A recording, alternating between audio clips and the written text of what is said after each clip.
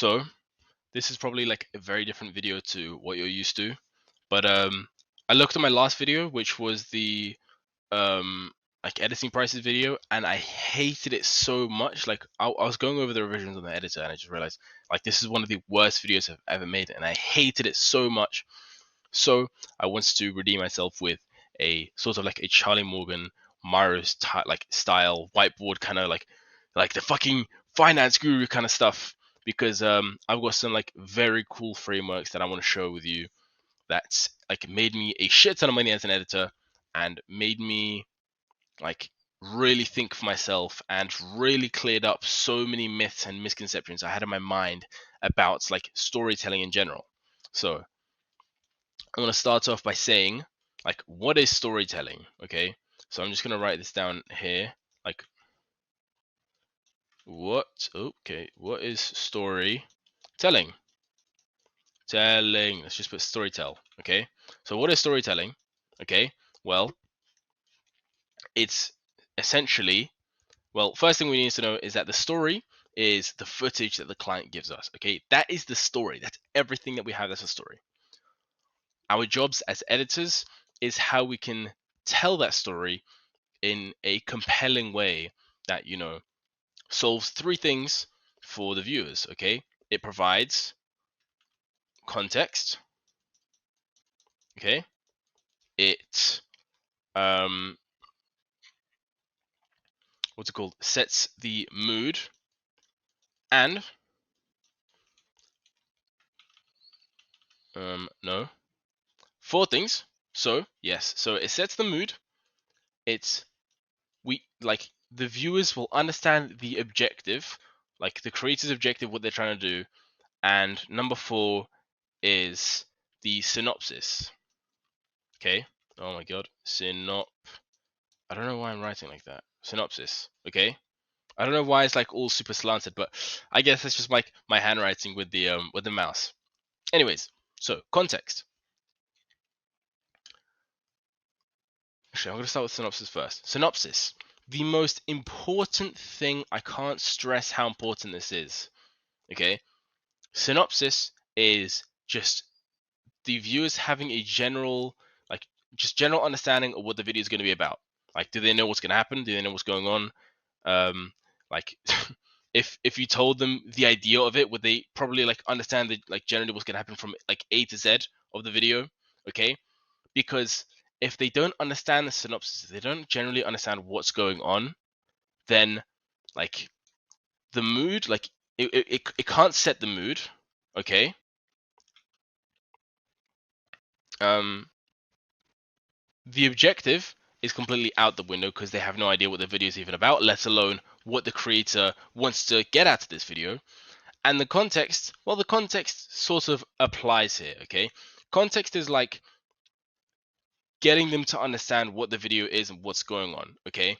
Like the first 10 to 20 seconds, if they don't understand, you must say this a lot, but if a viewer clicks on a video and with the first 10 to 20 seconds, if they don't know what's going on, they're going to click off, okay? Because they haven't been provided enough context. They don't know what's going on.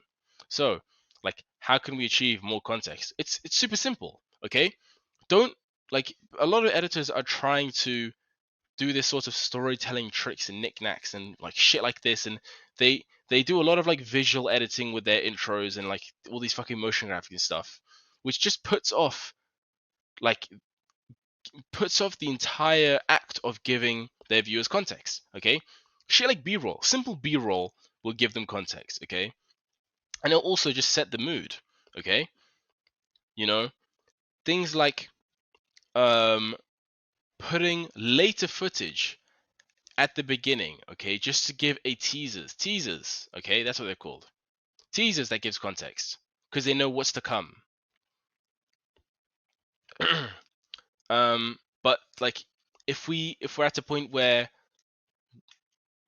even the footage, like the opening footage, doesn't provide enough context, then we can make these animations. Then we can start making like these like cool little motion graphic VFX stuff, okay, if it provides the context. Okay, Context. Do they know what's going on? If they don't know what's going on, they're gonna click off. Like, people just need to understand. It's very simple. Storytelling. Can you just make them understand the whole way through? Because if they like, the second they don't understand something, they'll click off.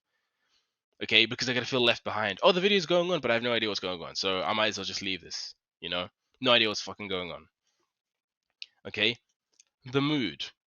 If we have, I swear to God, if we have things like crazy finance edits, like the fucking the super slow and like with the posterized time animations and stuff, or if we have, oh my God, like the anime lines with the gradient backgrounds, if I see that shit on a video that's like a lot, like very serious, that covers very serious topics, like, could you imagine if a creator just sat down and talked about like their dog just died, or like their daughter has like some sort of terminal illness, or like they're in the middle of a war, and then like the editor decides to think, you know what would be like perfect for this? If I put like all these PNG animations and pop-ins and like fucking like anime sound effects and stuff over the fact that this guy's trying to talk about like his fucking dead dog or whatever, you know? Could you imagine how inappropriate that would be? You might as well just fucking laugh at him and say, ha ha ha, your dog's dead. You know? It's completely inappropriate, okay? Set the mood. Have heavier cuts, okay? If it's a serious video, then don't cut it like every like tiny couple frames of dead space. Leave it out. Let it settle, okay?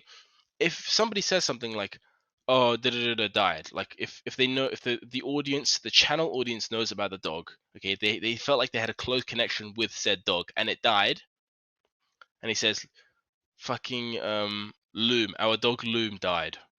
Okay, you wouldn't just say our dog Loom died. Cut. Let it settle. Let it simmer.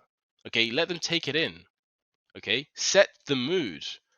Otherwise, it'll seem too like they'll seem too nonchalant, or like the dog was super insignificant. It didn't even like it didn't even deserve a couple of seconds to let that information settle. Like, it just doesn't really matter that much. Okay, make sure you've got your mood right. The objective.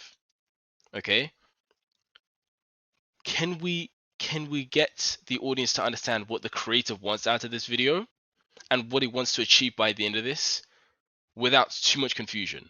This is why shit like maps, like for motion graphics, this is perfect. Stuff like maps or menus, they work perfectly for this because it's literally like a blueprint. For example, if you've ever seen like blueprints on edits, because it literally like goes over the plan. Okay, we need to talk about the plan. What do they want? Is it 24-hour challenge? Cool. What are the objectives? What is he trying to do throughout the 24-hour challenge? Like, we need to understand what is the client, the audience needs to understand. What is the client, what is the creator in this case going to do throughout this entire video? Okay, cool, it's 24 hour, but like, what is he actually going to do for those 24 hours? Okay, what are the challenges? What are like some, has he set himself tasks? Like, it's like the creators, they try to make it interesting. And if you go over these objectives, you just single-handedly made the video a lot less interesting, or at least a lot more confusing, because they may be doing all they may be trying to complete all of these objectives, but because you were so lousy or you were so poor with your cutting that you completely missed out on what's an objective, like what the objectives are. So now this person's watching a video without completely understanding what the hell the creator's trying to do, and they're like, okay, they're confused again. Okay, this objectives, this goes with context. Okay, you don't let the objectives be known. You don't make it obvious what the creator is trying to achieve here. Then that means you're missing context. And without context, the viewers are going to click off and they're not going to be interested in, watching anymore. They'll click off. This is super important. Context and synopsis, very, very important. Okay, this is generally storytelling, but I'm not done yet. We are like a tiny, maybe like 10th or less into this, into this video. Okay. Now, for example, I'm sure you've heard of this book, The Hobbit. Okay, I'm gonna try and write properly this time. Okay, Hobbit. That's a bit better. Hobbit. This book, one of the most famous books of all time. Okay. It's the timeline for it is like 7 years long. So 7 years. Okay, that looks like a 4. Sorry, let me just do this properly so you're not confused. Oh, fuck it. Yeah, 7 years. Okay, it's 7 years long. The entire like journey of the Hobbit is 7 years long. But the author, J.R.R. Tolkien, he compressed that 7 years and covered basically the entire story into a compelling 6 to 12 hours of reading time. So to finish the Hobbit book, it's going to take you like 6 to 12 hours to read. So you've covered this entire 7-year journey in 6 to 12 hours. But it doesn't feel too like dragged. It doesn't feel too rushed. It doesn't feel like you're missing any information. Like there's not a single point where you feel like you can't understand what's going on. It's so successful because of how incredible his storytelling is. He's managed to achieve a comfortable pacing throughout this entire book without any of these questions popping into mind, like what's going on, or like why is this so long, or why do I not understand what's going on? Okay, he has incredible storytelling because he's managed to compress that 7 years into a comfortable 6 to 12 hours of reading time. Okay, now imagine if he didn't do it for 6 to 12 hours reading time. Okay, imagine if he actually kept it for 7 years. So imagine this huge fat fucking, like, imagine instead of this maybe like a book this thick, it'd be like so big to the point where like it's gonna take you 7 years to finish this book. Like he writes in time accurate detail what the hell is going on throughout the 7 years, and it's gonna take you 7 years to finish. Pretty fucking boring book, huh? Like it wouldn't be as successful as it is nowadays if it took you 7 years to read. So the equivalent to that would be like uploading raw footage to your YouTube channel.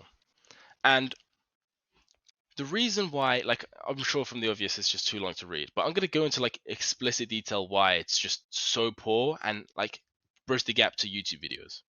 So there's something very big in like pacing and storytelling called narrative weight. So narrative weight, let me just quickly write it. Weight.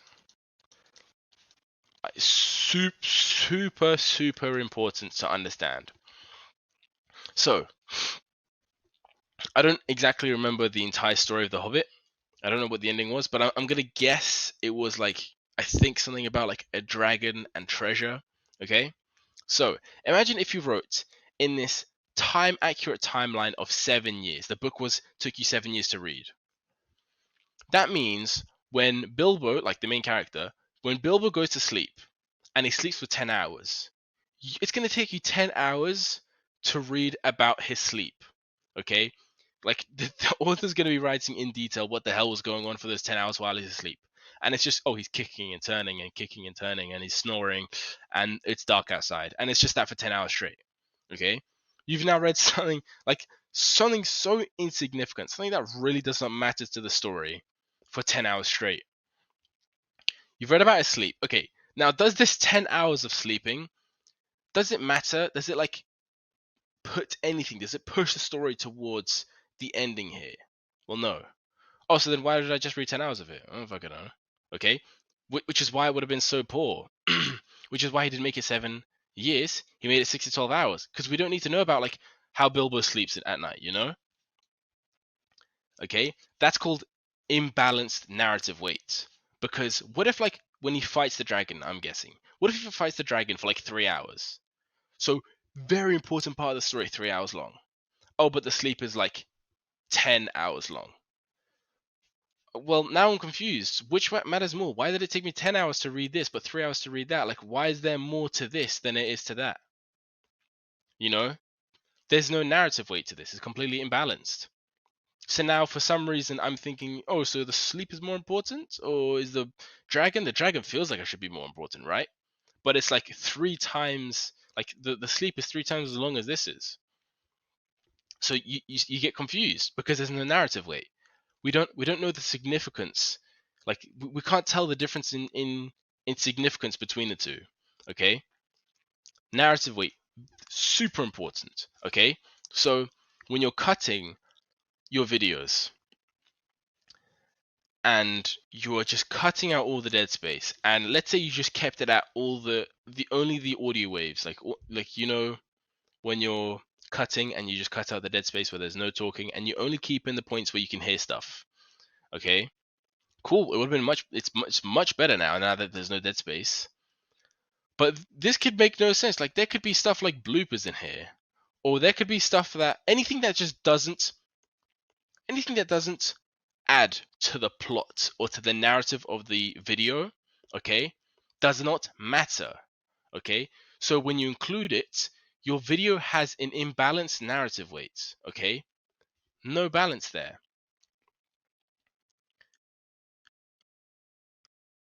And when we're cutting these things, sometimes we just don't realize it. We need to understand what's going to happen from A to Z.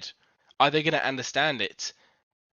And like, will they understand this part? Like, if there's no direction, like say for example, with let me just quickly explain to you how you can actually achieve balanced narrative weight. Okay, there's two techniques that I use like most of the time. Like I'm not gonna drag on about like how many different ones there are because there's a lot, but I'm gonna talk about the two techniques that I use that are like they're the most realistic and they're the most beneficial techniques. Okay, so the first one is gonna be I'm gonna talk about first pacing instead. Okay, pacing is another like throw around term we hear a lot in editing, but nobody actually knows, like nobody's actually put a definition to it. Okay,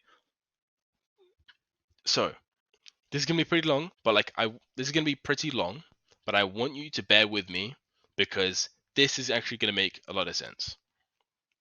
Now, I want to talk about pain.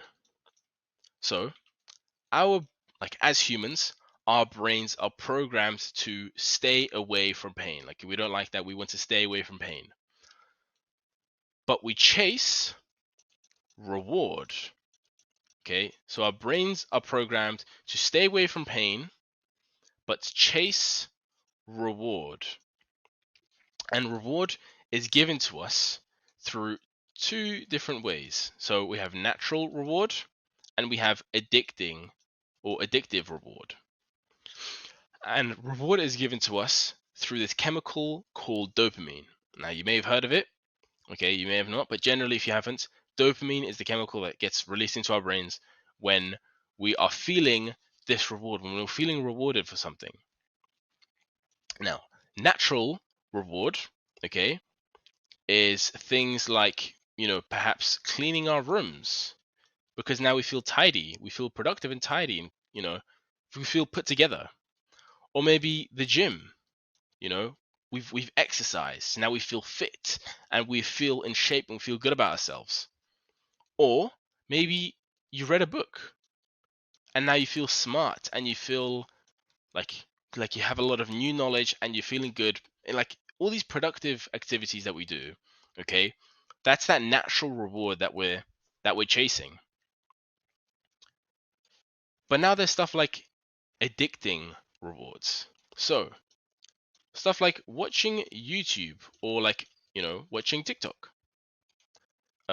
Eating junk food or maybe like sometimes food in general, but generally junk food is very easy to just fall to.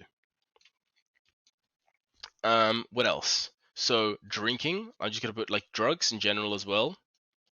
Like I'm sure like a lot of you don't do drugs. I hope not at least. But this is addicting reward. Okay.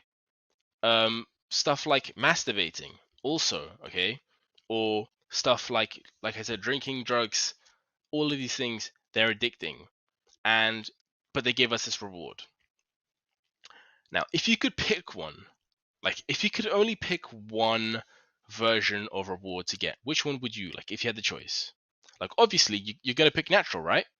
Because you have, you get to do all these productive things and you're bettering yourself.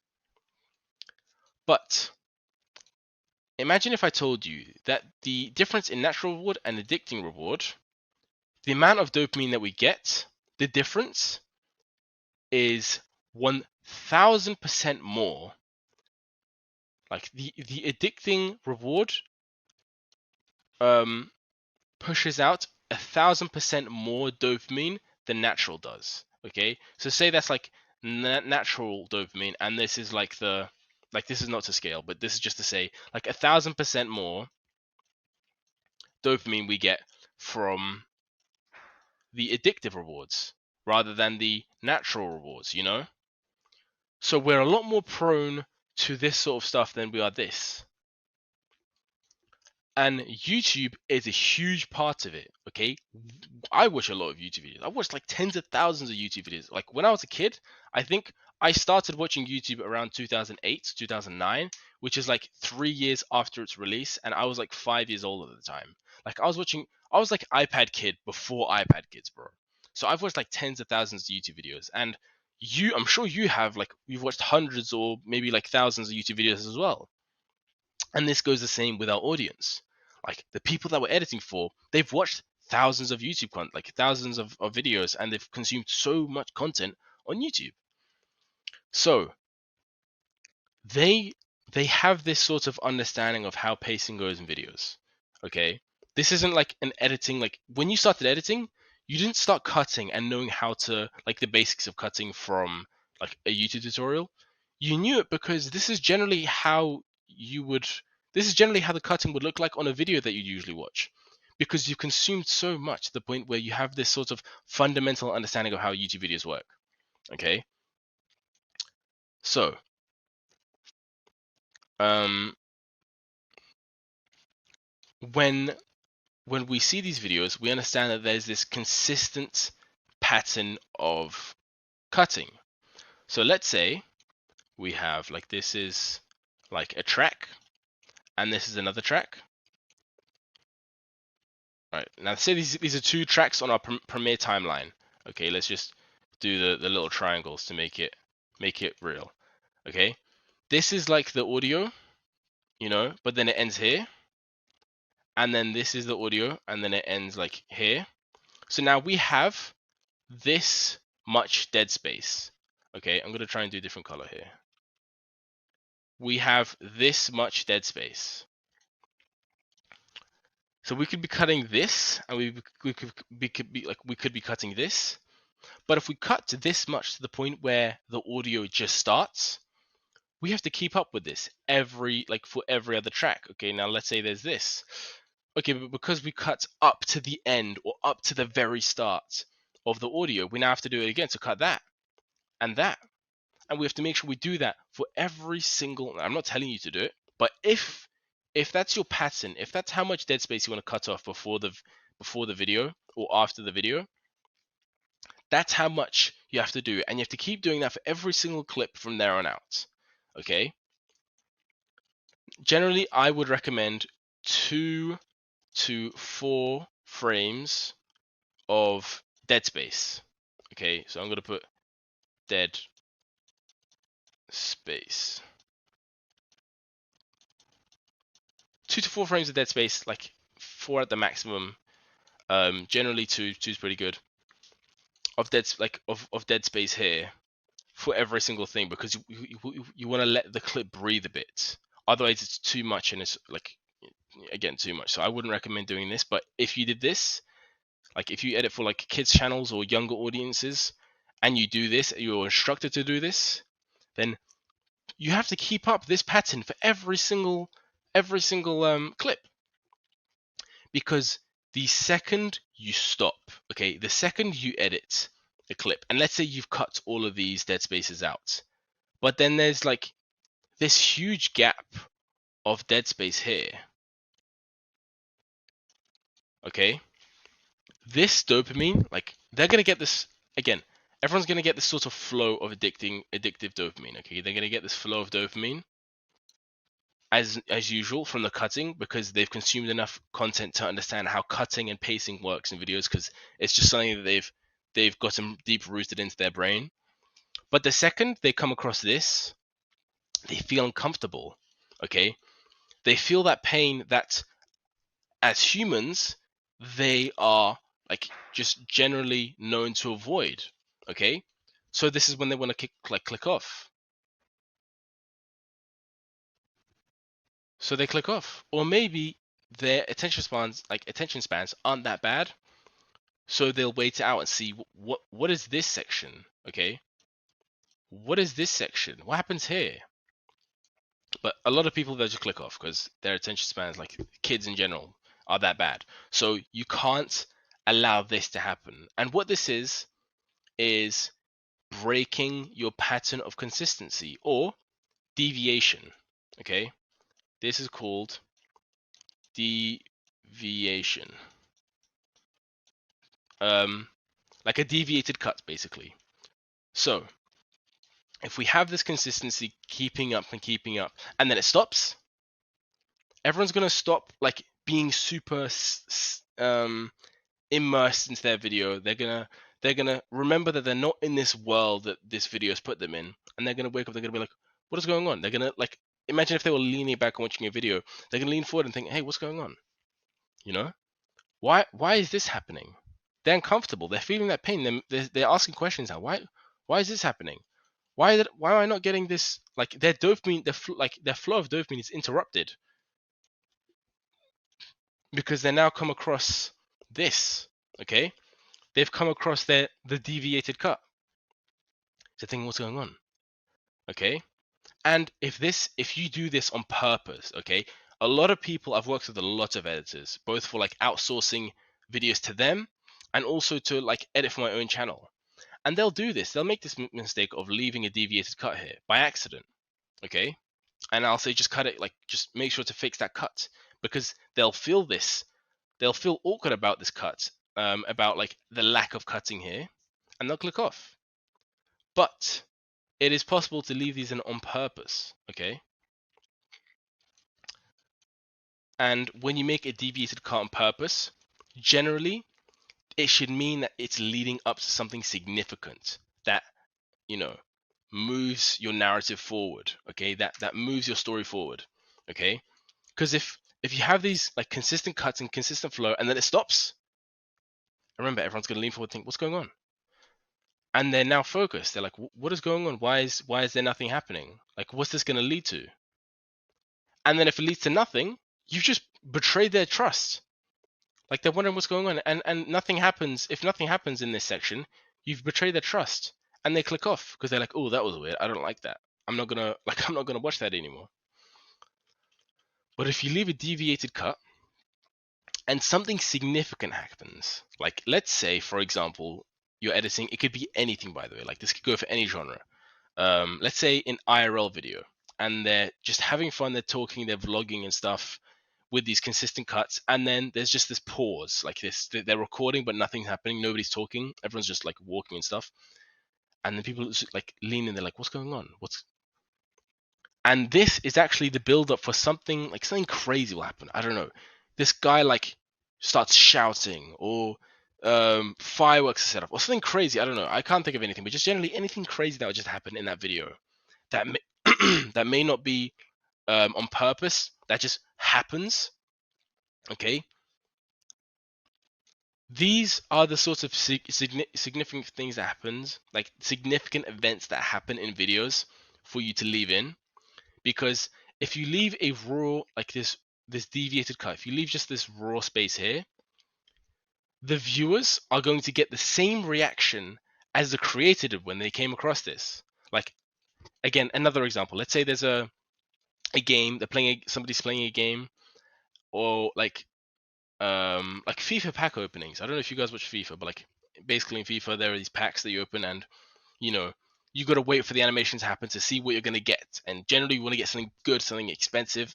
So imagine if there's this consistent cutting, and then just like the creators talking and stuff, and then suddenly there's just this long pause of just nothingness. They're just going around. It almost looks like as if they didn't mean to include it in. Like it's so irregular to the viewer. They're like, oh, maybe they just didn't mean to put this in. But then something just weird or crazy happens. Like they pack like so many good players in a pack. Or again with the IRL thing, if something crazy happens, like from all of a sudden, okay, the viewers, this is a calculated risk, because what happens is that the viewers, they can either, when this happens, they either click off or they stick around and watch. And when this crazy significant thing happens here, they will get this emotional high, okay? Where they're like, oh my God, that was so crazy. Or they'll like laugh out of like how hysterical this moment was, because it was so real and raw and it just happened out of nowhere, okay? Because they're going to get the same, because everything else here, this was made to be funny for the viewer. But here, this is like it just happened in real life. Like this is just new to them. Oh, this just happened. This is so much funnier, but we can't keep doing this all the time because it ruins the value that this significant moments has. Okay, so we do the consistent cuts, and then we make a deviated cut for something significant to have like serious emotional impact. Okay, have them on this emotional high. Ah, that was so funny. Oh, that was so crazy. Or oh, that was so sad. Okay, like this this this is the thin line, the fine line. Okay, your deviated cuts and how you use them is a fine line between a lazy editor who just didn't see that and couldn't be bothered to cut it out, and a genius editor who was like, oh, this is like, oh, this is going to be good. I'm going to make this look so natural and like so real, because it is natural and this just happened, and it's going to be so crazy, and we're all going to have the same feeling as the creator did. It's going to be feel so real, and this is going to boost your viewer emotion, like immersion, so high, because it's going to feel like it's real, bro. Like if something crazy happens all of a sudden in the footage, you know, and then nothing happens. I'm probably repeating myself here, but generally something significant or crazy happens here, and we leave it to be raw, okay? We forget that they're watching a video. If for this moment, if they forget that they're watching a video, you know, because they're not so sucked in as they were before, and suddenly they're just like, what's going on? Okay, it's real. And then something crazy happens, boom, huge emotional impact, huge like viewer immersion, because it's going to feel so real. It's a calculated risk, but it really will keep your viewers loving your creator. And when your creator feels that love, they will love you for it. Okay? So, deviated cuts. That's what it's like. Okay? Um that was pacing. So yeah, that was pacing. That's how you can achieve balanced narrative weight. Basically like this, having this being as significant as this, or being more significant, will achieve balanced narrative. Okay, I mean, like, I'm not like, forget about this for a second. Okay, just take this. If there's nothingness that happens here and they feel nothing, and if in fact they're uncomfortable, so let's say this is the level, and they go down here for this red section, they must now have a comeback where they'll feel like this or like that for this section, you know? Because if this doesn't pay off, you could be either here or here, but now this was for nothing. So now there's no balance. Okay, it should be here. They should be skyrocketing to go back up here, or maybe even higher. Okay, because they're now feeling more love for the video than they did before. But either way, if this space, if this, if this like significant moment isn't as significant as you think it is, and it doesn't pay off for the long wait that you made them wait here, then you have failed to achieve narrative, like a balance. Let's just put balanced. A balanced narrative weight. Okay. Therefore, it's now imbalanced, and they feel uneasy, and they'll just click off. If this didn't pay off, okay, then they're gonna click off. If they didn't click off here, and they waited to see what would happen for this crazy moment, but this moment wasn't as crazy as you think it was, or if you try to force this moment of being, if you try to force the idea of this moment here being like crazy or significant, and it doesn't pay off, well, if they didn't click off here, they're definitely going to click off here, because now this was all for nothing, and they just feel uncomfortable and lost, and they don't understand, and now you've just killed all of this. Where is it? All of this that you tried to build up, throughout this entire video, and that now like you lost it here. You killed it, bro. You lost it here because this didn't pay off. This is risky, but generally, if you're going to have a deviated cut, it better be for a reason. If you just leave like random dead space that isn't as much as this, like if you keep like say for example 2 frames of dead space per cut, and then suddenly it's like 10 to 20, and there's no payoff or there's no difference, if there's nothing crazy that happens, then that's a waste of a deviated cut. There's no balanced weight to it. And the second one is a bit easier. It's going to be a lot simpler. It's just literally just selective cutting. Okay, selective cutting. Ugh, okay, bear with me with my shitty handwriting. Okay, selective cutting. I've worked with a lot of editors, like I said, with my videos and with like outsourcing in the past, and I've noticed they just cut out like the dead space, and they don't actually decide how is this narrative going to play out. Like how is this video going to like happen? Does he repeat his message? Like for me, if I'm like trying to be like, if you're editing for like some finance guru, for example, and he talks about the same thing 3 times, you've confused the viewer because they're like, okay, why does he say it 3 times? I only need to hear it once, bro. Now I'm confused. That are those 3 things different or are they the same? Because to me they sounded the same, but you left it in 3 times, so there must be something different, right? And now you're confusing them. Okay, selective cutting. Choose actually what should go in. Okay, to make the message clear, to provide them context. Okay, because if you just keep in everything that has audio in, or like just like if you don't actually look at the video, if you don't actually watch the video and see, okay, does this make sense from A to Z? Okay, if you don't do that, then you aren't like performing, you aren't doing selective cutting, you're just being lazy. Okay, so now this gets too confusing. They don't get this. They don't understand what's the objective here. What am I supposed to be learning? What's supposed to be happening? They don't know what's going on because all you did was cut out the dead space. You didn't go through selective cutting. Okay, and with cutting there's 3 stages. Like I know I'm moving on too quickly, let me just let that settle for a second. Selective cutting, don't just cut out the empty spaces of no audio. Actually, like choose, how do you want this narrative to play out? Like how do you want this video to go from A to Z? Okay, is it going to make sense? Is there enough content? Are they going to understand it? Does it make sense? Do they know what's like generally the idea? Does this match up with like the title and thumbnail? Like do they know what's going on, or are they different? That's confusing. I'm not going to watch this if it doesn't make sense because it's confusing me, and I don't like to be confused. Okay, I'm feeling that pain that I'm programmed to run away from, that confusion. Do I know the objective here? Like when I'm cutting this, is it clear to the viewer that they know what the objective is? Because remember, they aren't gonna go and back and replay. Like imagine you're at a cinema, and at the cinemas generally you can't go back. You can't like tell them, oh, can you go back? I didn't get that. Okay, imagine if it feels like that. If your video was played at a cinema, would everybody get it on first try? Because if they don't, then you failed. And generally, you need to be more careful, and you need to work on your selective cutting more. Okay, just literally ask yourself that question: Can my video be played in a cinema to the point where they don't have to go back to understand what's going on? They got it on the first try. Like, oh, in that first sentence, I got it. 20 seconds in, okay, I know what's going on. I'm gonna continue watching.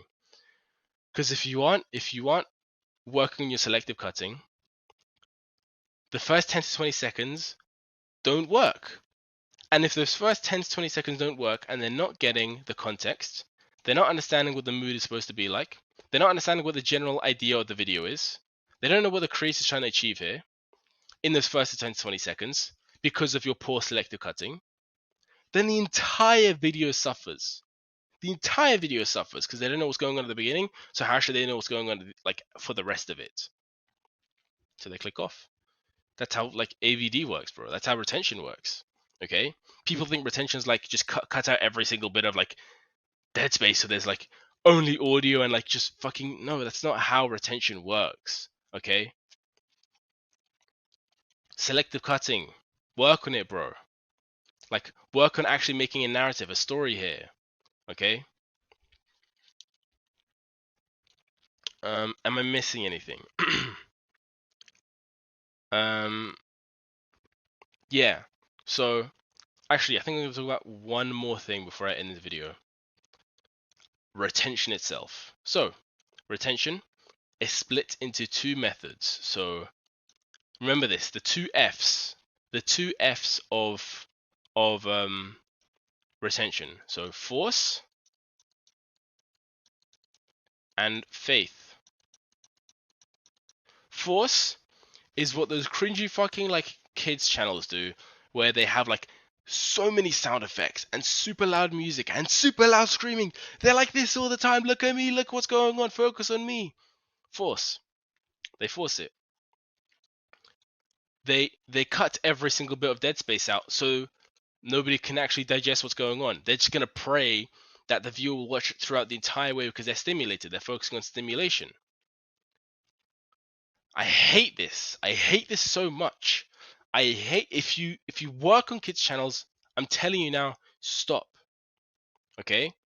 Because your editing will now be dependent on forced AVD. You're working for these kids channels, you're ruining kids' brains, all for a quick buck. Like, do you feel good about yourself? Your editing is now constricted to force. It's not good. It's not impressive. I'm not having fun watching this. Nobody is. It's just pure stimulation. Oh, are they watching? Are they watching? Please keep watching. It's like the most insecure way of editing ever. You know? Like for the creator and for the editor, it's so insecure that you have no faith. You have no faith in your viewer to actually watch and enjoy the video.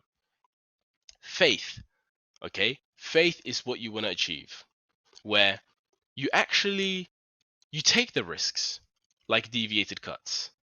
You make a good video, okay? You have a clear and concise message. You have that context. You're setting the mood. They know everything. Like you check off every box here, but you don't need to be like crazy. You don't need to like stick to the set of rules. Like you don't need to have crazy sound effects. You don't need to have like no dead space. You can let it breathe for a bit. Okay, we don't need to cut it completely. We can have like 4 frames of dead space instead of 0. Okay, you have full control, creative control to make a good video to the point where you have faith in your viewer to actually continue watching. This is where good editing comes from. I've landed so many big clients because I've actually put faith into my editing style for people to actually, and I've had results for it. Like I'm I'm not going to like, this isn't a promo, okay? But this is like the only way I can find the screenshot. Okay, let me just, this is my pack. This is a product that I sell. But look at this. 37-minute video, and I've reached, I think this reached like 60, yeah, around like 60% retention, and it did better than the rest because I had faith. 37 minutes, and this one 20 minutes. This was also around like 60, maybe like under 70. I think this was more like 70% retention. This was like 60 something. Both very long videos did better than the rest, than the typical retention, because I actually I put faith into my viewers, like into the audience, to continue watching based on my actual like editing and my editing style. Okay? Rather than like forcing it, rather than actually like forcing what the hell is gonna go on. Where is my camera gone? The it crashed, but I'm just gonna put these two videos together. Okay. Like I think it just did stop working. But literally just don't focus on force. Don't focus on the fact that you have to do like super quick cuts and crazy animations, and like the crazy animations especially. Like stop trying to make things super cool looking and have faith that you can actually make something good. Okay? Like look at my work. If I go to my portfolio, like I don't even have to like play like this animation isn't too crazy. This animation isn't too crazy, but it was good and it worked. Okay, this as well. There's no like crazy zoom ins and stuff. It just worked. Okay. Oh, it's happened again, man. Oh, there you go. Okay, I had faith. I didn't need crazy animations. I had faith that the viewers would actually stick around to watch my editing, to watch my video. Okay. Um, but yeah, I think that's generally like the entire consensus of it. No. Um, no, I can actually talk about cutting, like a bit more about cutting. So there's 3 stages of cutting: rough cut, fine, the fine cut, and the final cut. So rough cut, you're just cutting out all the like dead space. So you just cut out dead. Let's just put dead DS. Cutting out the dead space of the video. Just generally just trying to compress it to maybe a good 30 minutes or so. If you're aiming for like a 10 minute, 15-minute video, then you cut down to like 30 minutes from like an hour or however long your footage is. The fine cut is this is when you're selecting your narrative. Okay, this is your selective cutting. Okay, fine cut, this is generally like everybody knows rough cut, fine cut, final cut. If you don't know, like this is the known, the known words for it. But instead of fine cutting, let's say selective, because that makes I like selective cutting. So selective cutting, you're choosing what goes in, what doesn't go in. Okay, this is your creative process. How is my story gonna look? Are we going to achieve everything here? Okay. Are we going to go for deviated cuts? Like, what creative decisions are you gonna make to make your story? Okay, to tell your story rather. Okay, this is generally like the main part of storytelling. Like your for the cutting process is the main part of your storytelling. Selective cutting, what goes in, what goes out. And the final is generally just this. I did this at the very end when I finished like my VFX and my sound design and my music and everything. When I finished everything, I just go through the video again, see what I like and don't like. Does this sequence drag too much? If it does, get out. If it doesn't, cool, let's keep it in. Like, what bothers me here? Like, I'll watch the video. What bothers me? Like, at what point do I feel like, ooh, I don't get that joke, or I don't get this, I don't get that. Then I've got to re-edit that part because the point I've got to make a good video.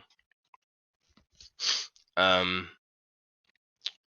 yeah, generally do this at the very end of your video. So this is when you can spot like the mistakes. Like Adobe, it's not the fastest. Like Premiere Pro, After Effects, they're not the fastest. So our pre-rendering doesn't quite. We can't see everything from our pre-rendering. So when we actually render the entire video, we look through it. Okay, like actually do this. The next time you think you finished the video, render it. Get out like a notebook. I do this all the time. Like I get a notebook and I'll just like open it and I'll write down. I don't know if this is the right one. Yeah. So I'll show you now. Like I will literally write down like time stamps, and I will do my own revision before my client does it. Like tells me about it. Because like nowadays I don't really get revision, but like there will be some clients that will give me revisions. And before that happens, I decide to make my job a lot easier by doing it myself for the final cut. Okay, so you render it, see what you've missed out on, see what like mistakes there may be with your motion graphics. Is the music too quiet? Is the sound too quiet? Like, is it not immersive enough? At what point did you fuck up? Generally, like everyone thinks, or not everyone, like at least most editors think our job is about making it look cool as possible. Our job is like 80% fixing stuff.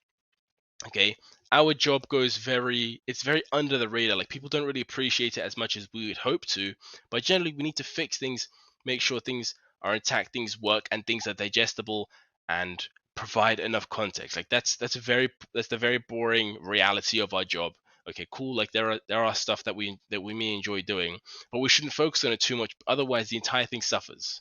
Okay, And generally, the final cut is for those moments where you have to go back and fix stuff before sending it over to your client, or like if you upload it for them, like, you know, you go through a final cut to see what you may have missed that the viewers may pick up on, because viewers, they will more often pick up on a, like, some sort of mistake that you did rather than appreciate you for saying cool that you did. Okay, it's the tough reality. But like, for example, when I was working with Sharky, there was like this, at the beginning there was this period where, because I had to make like 30-minute videos every like 2 days or something, like every day or something like that. And I made a lot of editing mistakes at the beginning, and people would point it out and like fucking call me out on Twitter, not me specifically, but they say the editor was so shit, so many editing mistakes, but they won't appreciate like the actual motion graphics of it and the like the cool stuff that I did. Like, they don't appreciate that stuff because everybody focuses on the negatives. Like, it's normal.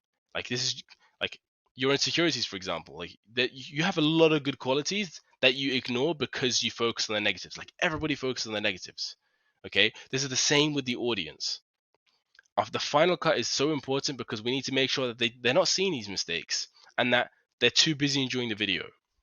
Because the second they see that mistake, they're going to be a lot less immersed. They're going to be like, oh yeah, I remember that, I'm just watching a YouTube video. Okay, you need to make the video so good. Okay, this should be your like objective for every single video. Make it so good that they forget that they are on the YouTube site. Like, if I'm watching Mr. Beast, I use this for an example for another video, but like, I wasn't just watching it. But like, same way, I'm not actually gonna watch it, but like, I need to like watch it and be so immersed that I forget. I press escape and I'm like, oh yeah, I'm on YouTube. Like, I should completely forget that feeling. You know,